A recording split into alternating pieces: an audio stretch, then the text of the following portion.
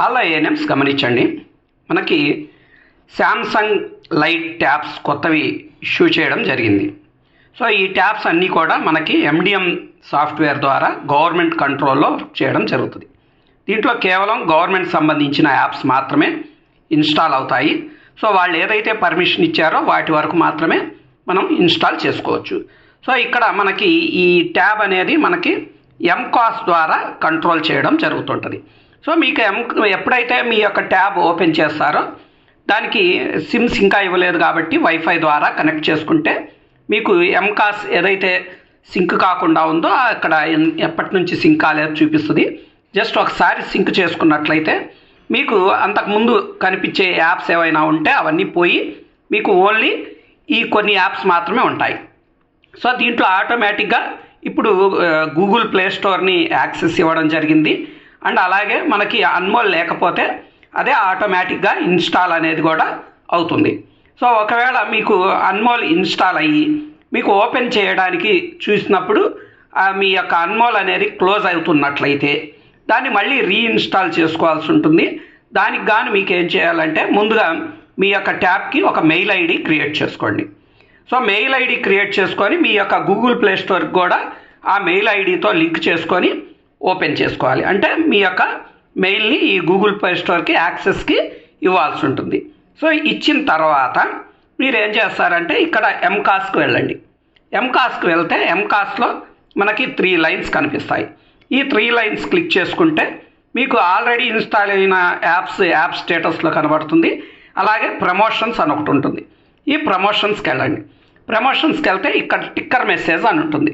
So ticker message click చేసుకోండి. Ticker message click చేసుకుంటే ఇక్కడ షో మోర్ అని ఉంటుంది. షో మోర్ క్లిక్ చేసుకుంటే మీకు అన్మోల్ అప్లికేషన్ ఆల్రెడీ ఇన్స్టాల్ అయి ఉన్నది ఇక్కడ కనబడుతుంది. సో దీన్ని క్లిక్ చేసుకుంటే మీకు మళ్ళీ అన్మోల్ ఓపెన్ అయ్యి ఇన్స్టాల్ అని అడుగుతుంది.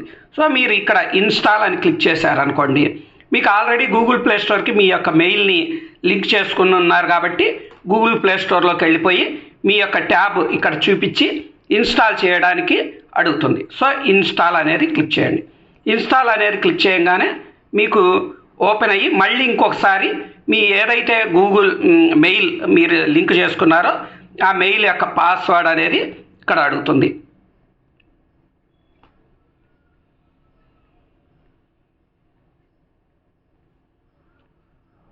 సో మీ పాస్వర్డ్తో ఒకసారి లోపలికి వెళ్తే మీకు యాక్సెస్ జరిగి ఇక్కడ మళ్ళీ ఇన్స్టాల్ అని కనబడుతుంది.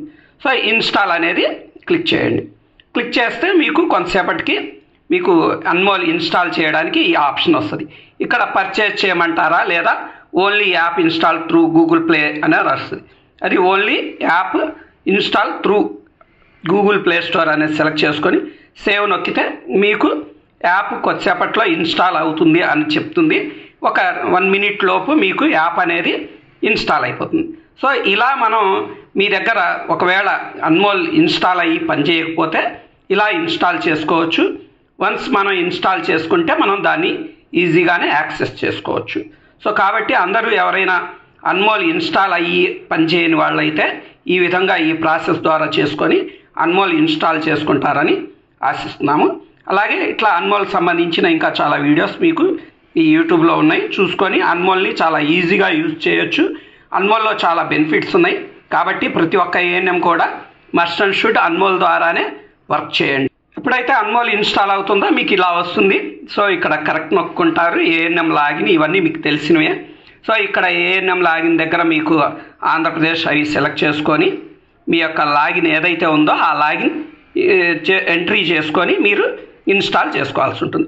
ఇక్కడ కొంతమందికి అన్మోల్ ఇన్స్టాల్ చేయడానికి చూసినప్పుడు మీకు కొన్ని ప్రాబ్లమ్స్ కనబడుతుంటాయి.